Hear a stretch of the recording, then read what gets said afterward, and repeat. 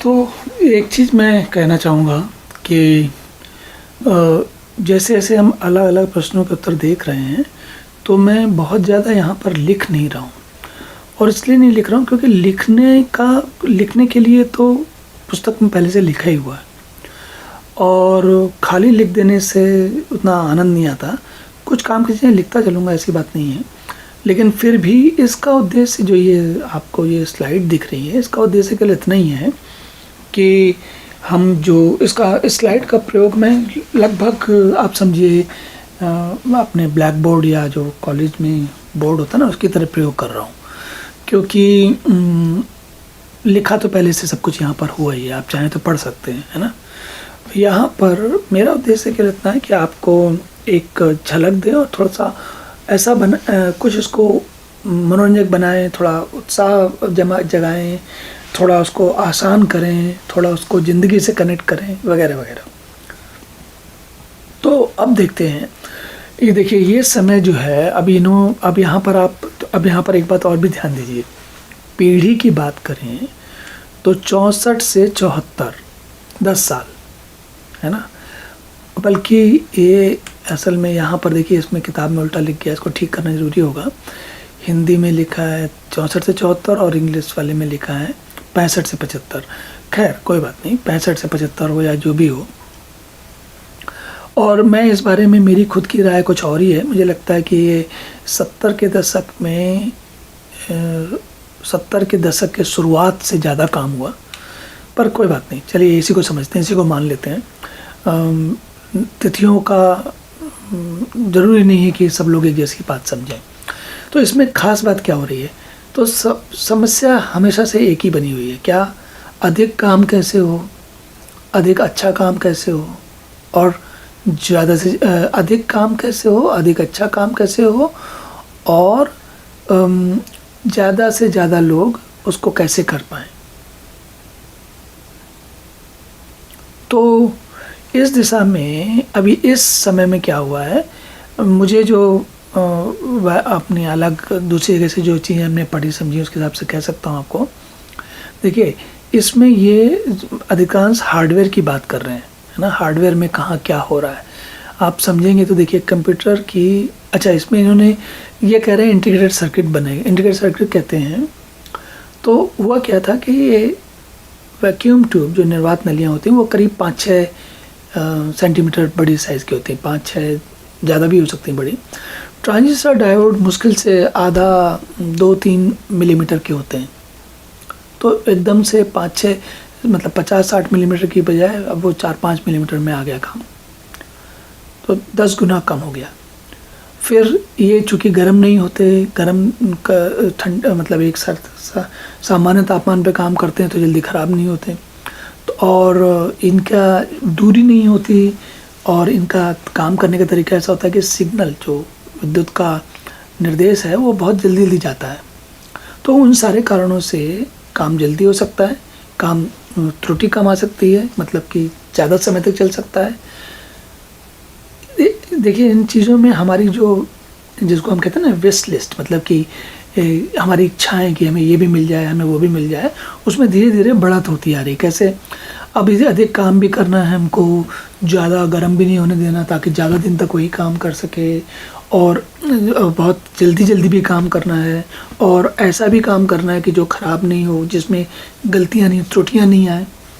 तो ये सब करने के लिए वैज्ञानिकों ने एक हल निकाला कि बजाय ये देखिए, तो ये जो है ना, यहाँ तक ये 3 डायमेंशनल थे, 3 आयाम के, मतलब जैसे XYZ होता है ना, XY, वो अगर आपने देखा होगा तो जैसे XY मतलब X जाता है क्षैतिज में, ऐसे इधर जाता है, Y ऊपर जाता है, और Z जो होता है ऐसे घुमा के दिखाते हैं 90 डिग्री एंगल पे, है ना। तो कहीं मुझे दिखेगा तो मैं दिखाऊंगा। तो यहाँ पर इसमें 3 आयाम की बजाय अब 2 आयाम पे, मतलब जैसे ये आपको स्क्रीन दिख रही है 2 आयाम की, इसमें तीसरा आयाम नहीं है, इसमें गहराई नहीं है, केवल लंबाई और चौड़ाई है।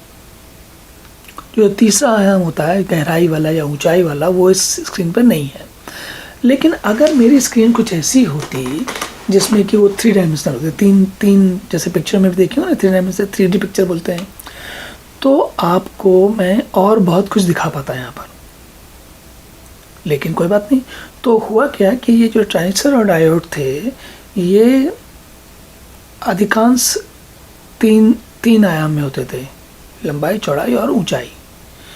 तो इसको इन्होंने क्या किया, इनको कुछ ऐसा तरीका लगाया कि ये बजाय इससे निकल के एक ही कार्ड में, मतलब कि एक ही कागज़ पे जैसे रखते हैं ना, जैसे लाइन बना देते हैं हम, तो उसी तरीके से थोड़ी सी मोटाई लेके ये सारी चीज़ें उसमें आ गई।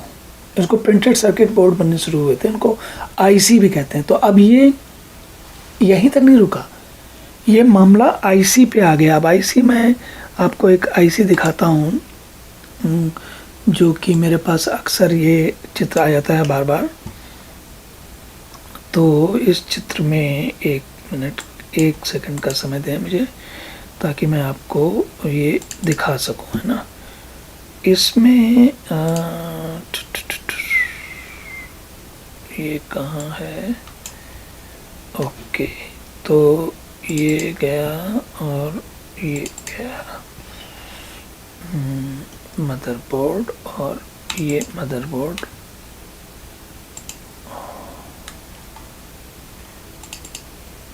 तो ये वाला जो है, ये देखिए, ये जो है, अब इस चित्र में देखिए आप, तो उससे आपको बहुत अच्छी तरीके से समझ में आएगा।